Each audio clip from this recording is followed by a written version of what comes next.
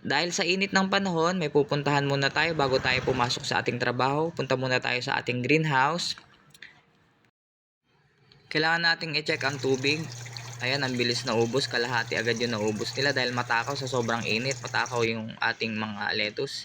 So, kailangan din natin lagyan ng tubig na may solution ang ating mga seedling. 3 days na po ito.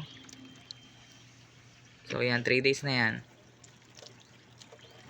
With solution po yan, 100% po ang solution yan.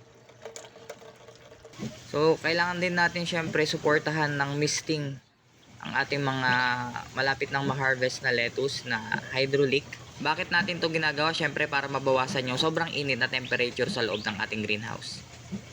Tatandaan po natin na ang lettuce po pag gantong mainit ang panahon, sobrang takaw niya po sa tubig, hindi po sa solution. Kaya i-check po natin maigi ang ating ppm bago tayo magdagdag ng tubig na may solution sa ating system.